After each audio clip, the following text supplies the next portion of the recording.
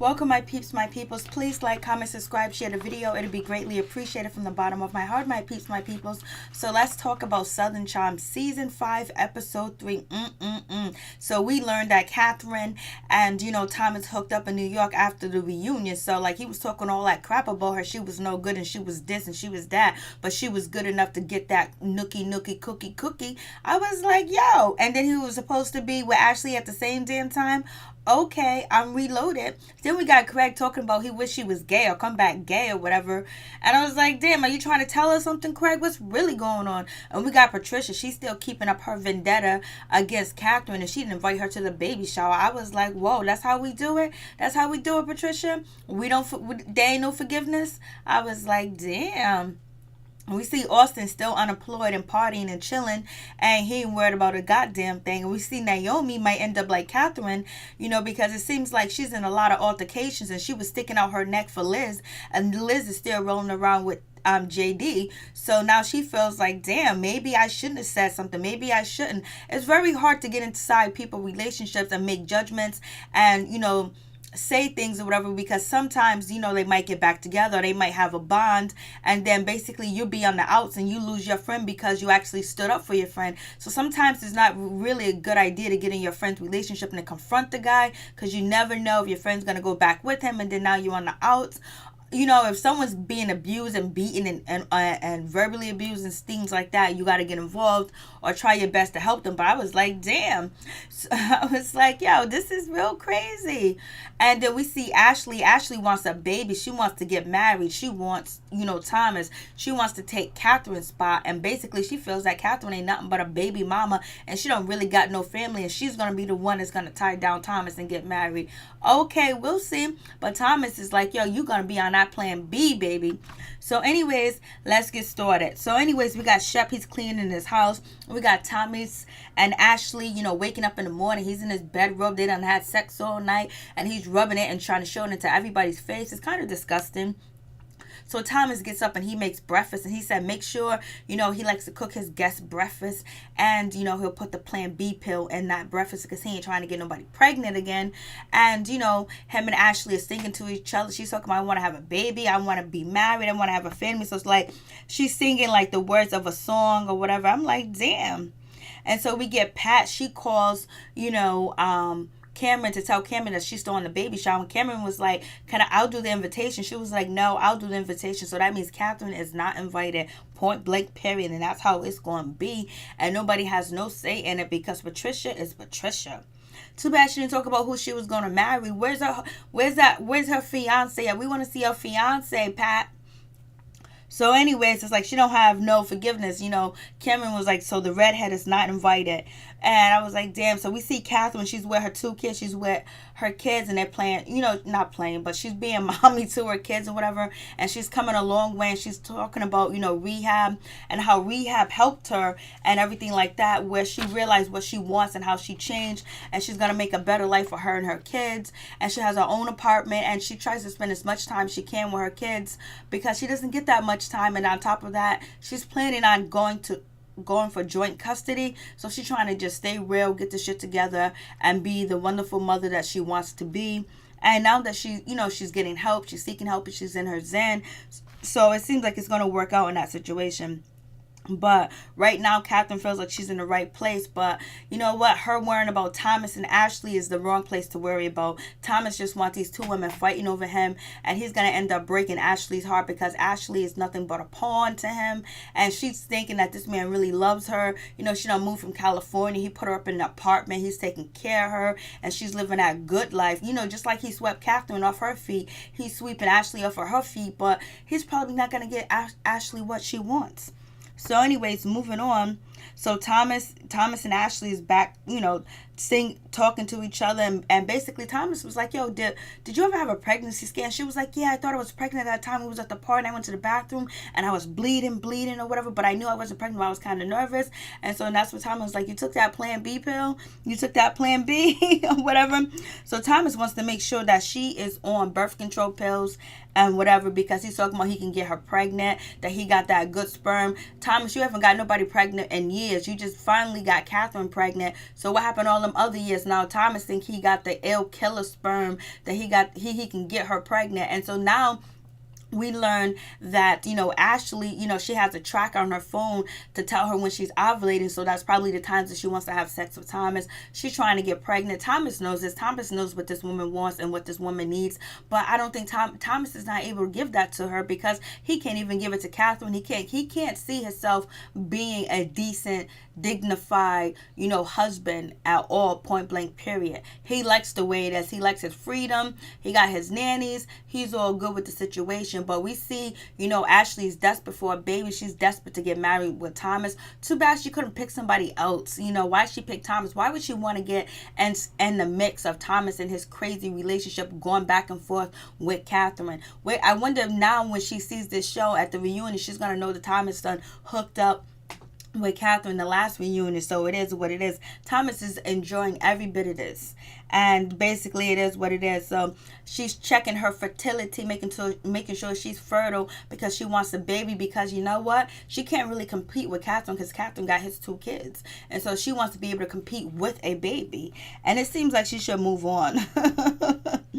So anyways, we get Cameron and we get Whitney, and then with the pregnancy coach, and basically Cameron's feeling uncomfortable with Whitney touching her, looking down the shirt, touching her ass or whatever. She was like, I feel like there's a pervert on me. I was like, oh shit. And then they talk about the baby shower, and she talks about Catherine being invited, and she was like, Whitney was like, nah, that's not going to happen. You know what I mean? It's not going to go down. Whatever my mom is set on a guest list or who she doesn't want at the party, there's no way of talking her out of it. And that's true. It's not going to happen at all. So we get Austin and Craig. They're out chilling, having drinks or whatever. And then that's when Craig is talking about that, Austin was saying like, you're single now. You can look at these beautiful women and start flirting with them. You can take somebody home. Craig is like, that's not what I want to do. It's not like Naomi was ugly or anything. He was like, I just wish I was gay, or I can come back gay or something. And Austin was like, yo, you trying to come out to me? Is this, in his confession, like, is there something going on? Like, come on. Like, he's like, shit, like, what are you talking about? Gay? Like, you know what? I know so many different people that have been in bad relationships over and over, and they always pick a dud, and I have picked duds too as well. It never made me say I wish I can come back gay or something. I was like, come on, Craig, you gonna try to tell us something? Because a lot of people already think that Craig is, gay or whatever because of the things that he do, and I don't think that that's gay because he sews and he cooks and he's so into culture.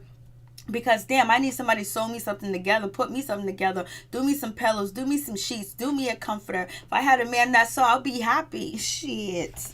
And I got a couple of sewing machines that ain't been used. They're still in the box because I don't know how to sew. So anyways, moving on from that. So,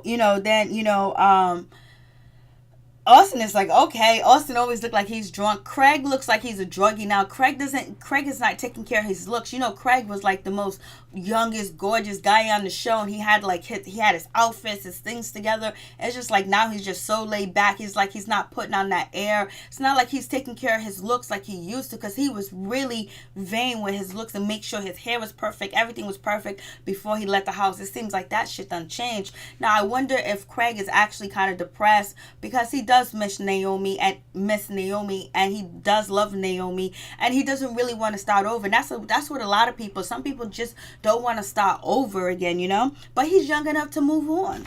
So anyways, he's talking about, Naomi was vulnerable. Shep comes in, he joins in, and Craig is talking about she was vulnerable. She was telling me, I got to see this side of her, and she was crying. I got to see emotion, and she wasn't mean, and she wasn't nice. And I was like, so what do you think? He was like, I don't know what to think. I don't know. So it is what it is with that situation. And he was just like,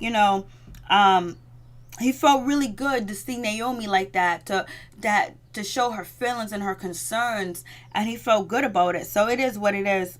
And And it was like she wasn't mean or whatever, because Naomi talked mad shit to Craig, but it's not like Craig didn't deserve it. It's just that they are on two different paths.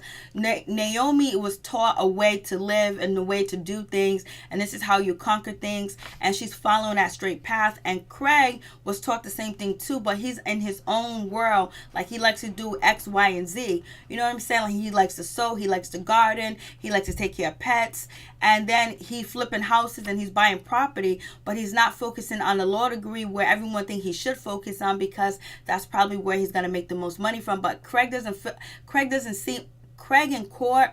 He's not that confident, and he's not that confrontational, and he's probably not going to be a great, aggressive type of lawyer. He's going to be more of a laid-back lawyer. Maybe that could be the situation. And he doesn't like conflict. Craig doesn't like conflict at all. Unless it's among friends. I can't see him getting into court and then having conflicts and arguing and stuff like that. I don't think he has reached that point yet where he's going to be determined to, win a case. So, because he probably just feel like the case is frivolous. Craig thinks on a different level. Like, he's a philanthropist. You know what I mean? So anyways, it is what it is with that situation. So then we get, Chelsea and Cameron, they're going to the ultrasound. Everything's good. Everything's wonderful. The baby looks good. And basically they talk about, Catherine not being invited to the party. And they feel really bad about that. And then Chelsea opens up about Austin, saying that Austin, he's lazy. All he does is sleep all day. He parties. He doesn't have a job. Like, his lifestyle is not what I want. Like, when is he going to grow up? When is he going to change? Like, that's the biggest thing. And plus, on top of that, he was dating my friend. So I just moved back from it. He kind of got upset. And Cameron was like, are you guys still kissing, having sex, or doing anything? She was like, no, we're not doing nothing. But we heard that before from Chelsea when she was talking about Shep, and she was still doing the do with Shep. So anyways, it is what it is. So now we find out that Austin has totally took a 360 or 180 and just stopped working, and he's acting like Shep, but he realized he doesn't have the money Shep has. So it is what it is with that situation. Then you see Austin going to bars and drinking, and he feels so good because he knows all the bartenders. They all know him, and he goes to the bars every day and he drinks and he gets messed up. And it just seems like sometimes he be huffing paint and shit like that, and huffing, I don't know, he just seems like he's on a whole, like he's just totally drunk, but another type of drunk, like, where he still can function. He's a functional alcoholic. And so basically he's feeling the pressure that he needs to go back to work. He needs to find a job. He needs to find something to do. And I think possibly he's going to open up his own beer brand, his own beer company. And that'll be wonderful if he do that in Charleston, and him knowing everybody in the beer industry, that he can actually brand the beer in Charleston and then, have it served at the bars. Shep has a bar and a restaurant and different things like that, and make a relationship. So, but he doesn't know exactly what he wants to do, but he knows he needs to get with it. And, Austin kind of disappointed me. I thought Austin was going to be so different. He's ended up turning out to be just like the rest of the guys on the show, like Shep and shit like that, where he just, think that, what I mean. And so we get Thomas talking to his father, and basically his father's talking about cats, and he don't have no cats and dogs to attract coyotes and shit to eat. I was like, okay. So anyways, Thomas' father's 91 years old, and he's still out there hunting and killing animals. Okay, I'm reloaded. And so anyways, they have a talk about, Ashley, and Thomas was like, I got her up in this apartment, basically. And father was like, how much is it? He was like, I don't know. My accountant handles that. I was like, oh shit. And so then on top of that, then Thomas said, well, it's not that expensive. So, Ashley's living a fantasy world right now. She's in a fairy tale, like, she's just chilling, and she's under Thomas' control. And then one of the things that, Thomas' father says is that, Ashley's a good person. She's laughable. She likes to laugh. She likes to have a good time. She's just a good woman. She's too good for Thomas, basically. That's what the father's saying. Like, he don't deserve her. And so then Thomas, said that, his father always wanted him to marry a country girl, but his mother ain't country. She was from San Francisco, and the father trained her to be a country girl. And that's what ultimately, Thomas wanted to do with Catherine, train her. Remember when he was having her throw these parties and getting upset with her when they wasn't coordinated right, or something was missing, and putting pressure on her and trying to change her. But, Catherine didn't, concede to his changes. And so that's where the biggest problems came in. And Ashley would concede, and she will give in, and she will follow Thomas and do everything that he wants her to do, and be that good Southern woman that shows hospitality, that knows how to host a party, that knows how to cook, that knows how to put on airs in front of people. And Catherine's not that way. If she's pissed off and she's mad at Thomas because he did something, she's not going to come in the room and act like everything's great and greet everybody. And that's what Thomas really wants. Keep the secrets in the closet. Keep the dirt in the closet, and don't let nobody know what's going on in the house. And Ashley could do that.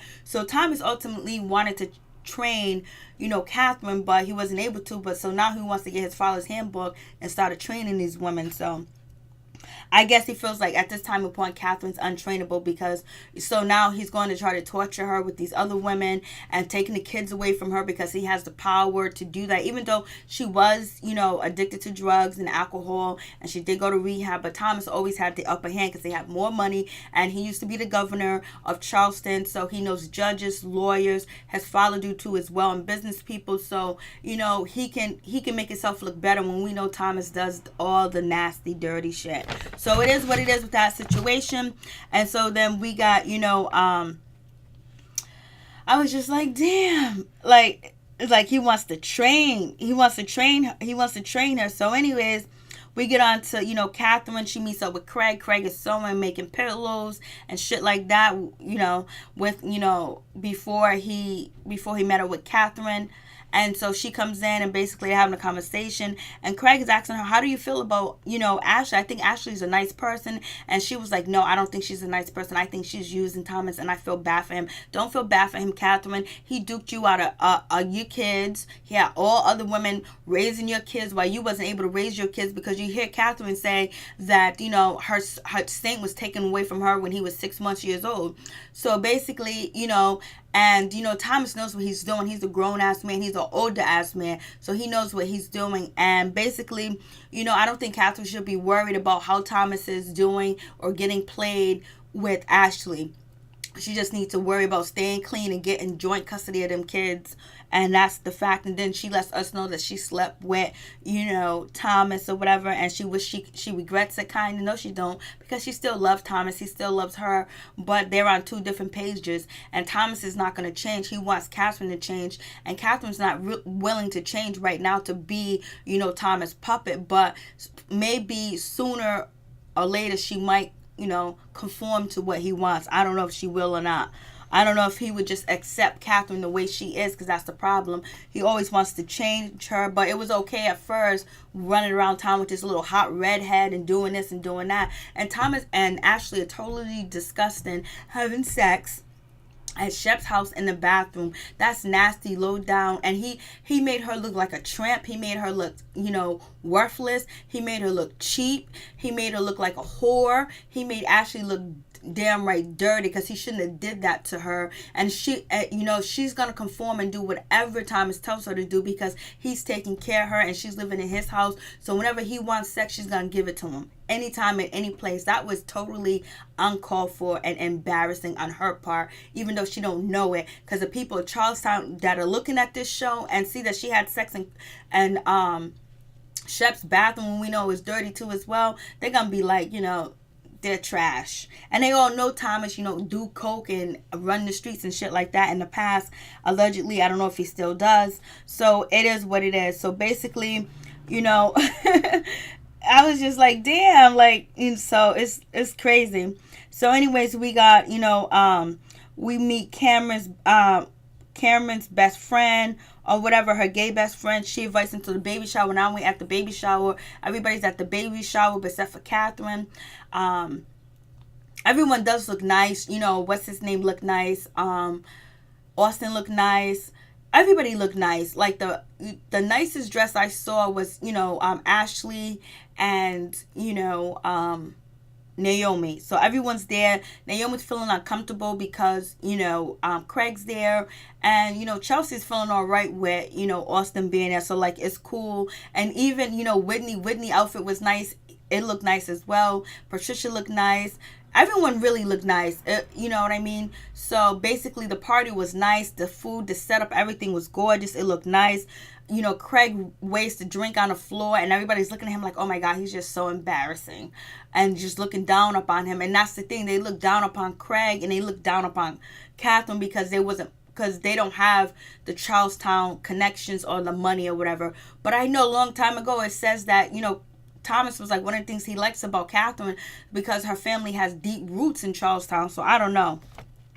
So it is what it is. And so then Craig comes in with a pillow, and then you know, Patricia was like, you know what? I don't know why he's not practicing law. I don't know why he's sewing and making pillows, but if that's what he likes to do, then oh well. So it is what it is with that situation. And then, you know, Naomi, Chelsea, are talking, and they're talking about Catherine not being there, and basically Naomi feels like she wants to talk to, you know, Pat to tell her about Catherine. It's basically the wrong time to do that, especially with Patricia, because Patricia likes to host, and she's the hostess of the party, and she doesn't like to talk about negativity when she's partying. She wants everybody to be proper and elegant at the party and leave your skeletons in the closet when you come through her crib. That's just the way she is. So it was a bad move on Naomi to want to talk to Catherine. So anyways, it happens. Naomi pulls Pat to the side, and she was like, I've been spending some time with Catherine, and you know, I know you don't give a crap about Catherine. She's nothing to you, but I just want to tell you the growth in Catherine. And then, Patricia was like, no, hold up, wait a minute. She was like, hold up, wait a minute. Oh, I hear somebody at the door, and they move. And then now, you know, Naomi feels like shit or whatever. She doesn't want to enter the crowd. And so then she finds Craig, and she's talking to Craig, and then she ends up shitting on Craig, talking about, you know, what's going on or whatever in your life. And he was like, I got a lot done in the last 2 months. And she was like, wow, you didn't really get nothing. You got more done in the last 2 months than you did in the last 3 years. And Craig's like, so what you're saying that for the last 3 years I didn't do shit? He was like, it doesn't make sense. How can I can do more in 2 months than I can do in 3 years? She was like, I didn't mean it like that. So, you know, Naomi felt like shit when, you know, Patricia dissed her. And then now it's like she's taking it out on Craig. And that happens a lot in their relationship in the past, where she would take shit out on Craig that she would hear from, you know, Whitney, or she'll hear from Shep or whatever. And she used to talk behind his back too as well. And so it's just like, and she wanted him to, you know, conform and be like the rest of the guys in the group. You know what I mean? Like, you know, she wanted him to change or whatever. And she was like, I got my shit together. I got my life together. And he was like, when we was together, we was having fun. We had a wonderful time. We traveled the world together. Craig is not broke by any means. If he was like, I own 2 properties. And she was like, what about law? So everybody wants Craig to practice law, but what if he doesn't want to practice law? It seems like he doesn't. Maybe he's not ready to do it, and he's enjoying himself. You know, he's doing, like, you know what, you only live once. If he doesn't want to fucking practice law, he doesn't have to practice law. And it's a waste of time that he went to school. So now he got them student loans. Hopefully he paid them back, and I don't know how. I hope he pays his parents back too as well, because they put him through law school, and if he ain't gonna do nothing with it, I don't know, maybe he can teach. So it is what it is. I don't know how he's going to teach, because he's never been in a courtroom. So anyways, you know, Naomi is kind of like, she's nasty. You know, she's nasty with her attitude sometimes. But I like her attitude as well when she confronts things, and she's just telling how she feels, but it coming off kind of nasty, and you can see why they broke up.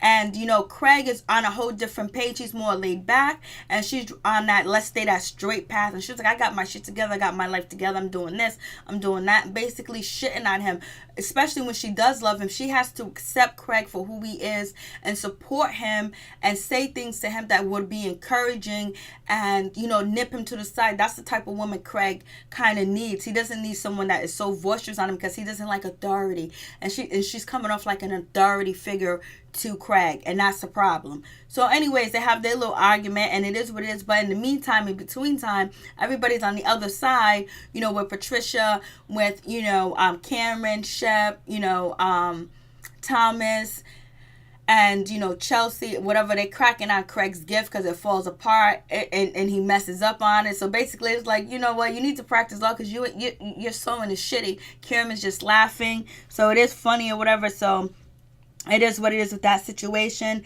And so then we see the cake. The cake looks nasty, but it also looks good too as well. It's also funny. It's also creative at the same damn time.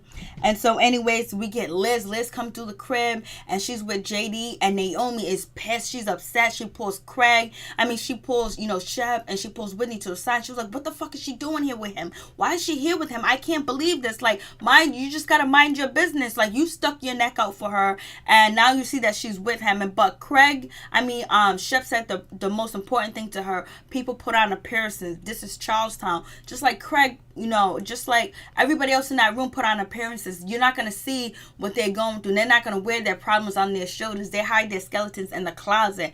And so it's for appearances. That's all. And she was like, I can't believe that she's here with him. So and Whitney was like, they might have a deeper bond than you don't know about. She was like, but she told me this. She told me that. She could tell you whatever. That's her husband and her baby daddy. And she's been with him longer than she knew you. And basically, you're a 21-year-old child, and she's a older woman, and she's married to JD, and whatever they have together, they've been together for as long as they have. Like, they're kind of okay with the shit that's going on. It just got public now. Liz couldn't hold it in no more. She had to let the world know. And then JD being sued and being on the show, the world knows, different things. So anyways, Naomi's over there. She's talking to, Chelsea. She was like, Chelsea, I can't believe she's here with him. And she's all smiling and all that other bullshit. Like, let it go. But I understand how she feels, because you feel fucked up. Like, I've been in that situation before. That's why I don't jump in people's relationship anymore. You feel like you helped your friend, you told your friend, and they're like, yeah, and then you turn around and they're back with the same person going through the same shit. So you just mind your business, because they're going to go back to them. That's just what it is. And so the Chelsea was like, just let it go. It's out of your hands. Nothing else you can do. From this moment on, you can't be concerned. So it is what it is. And so so she's talking about the situation. JD hears, and JD said, yo, let's get up out of here. Let's bounce. Let's go. Let's hit the road, Jack, because I don't want to be a part of that conversation that they're talking about over there. Elizabeth agrees. If I was Elizabeth, I would put him on blast. I would be like, oh, for real? I'm only here because of him, because of this and that. But, Elizabeth is a lady, and she's a private lady too as well. And she's going to carry her head up. And, she probably feels a certain type of way that, Naomi confronted JD, even though she felt like it was a good thing. But now she made it public knowledge. Even Chelsea made it public knowledge. Danny made it public knowledge. You probably didn't want it public knowledge. Now, if probably would have happened when nobody's around, is one different thing. So now their businesses out in the streets, and then and it's probably causing more problems than good at the crib. But maybe JD will be on point if actually any of the allegations that the ladies made against JD is true. So anyways, Liz is leaving. She's saying bye. JD was like, yo, I got your present in the car, Cameron. And Chelsea was like, oh, that's so fucked up. Like, you're smiling or whatever. She said something like that. And then Liz was like, come on, don't do that. I love you guys. And they walk off. I was like, oh, shit. And then, Naomi's feeling a certain type of way. She was like, JD thinks he won. Like, that's his wife. It's nothing about winning. Like, Naomi, you stressed your opinion. You stressed the facts. You let everybody know what was going on. You broke up you let the secret out. You let the cat out the bag or whatever. You did what you're supposed to do. Continue to support your friend. If she's crying, if she's down and out because of JD, support her and be there for her until she wakes up, until she changes her mind, until the situation between JD and Liz gets better. But right now, only thing you can do is support from a sideline. And she's upset because she feels like, she's battling, JD. Like, she thinks that Naomi thinks that whatever she's doing, she can actually, get Liz out of that bad situation. And only way a person get out of a bad situation if they want to get out the bad situation. And so they might be working it out. And so only thing you can do is support, because now you don't want to be considered the enemy. Because now if you're considered the enemy, anytime that you want to go and hang out, he'll be like, no, don't go out with her, don't hang out with her, blase ain't the third. So it is what it is. So peace, I'm out, one love. Please like, comment, share, subscribe the video. Please like, comment, share, subscribe. It'll be greatly appreciated from the bottom of my heart, my peeps, my peoples. Thanks for watching. And I'm always going to do the reviews on the next day, not the same day. Peace, I'm out, one love, unless things change for me. Peace.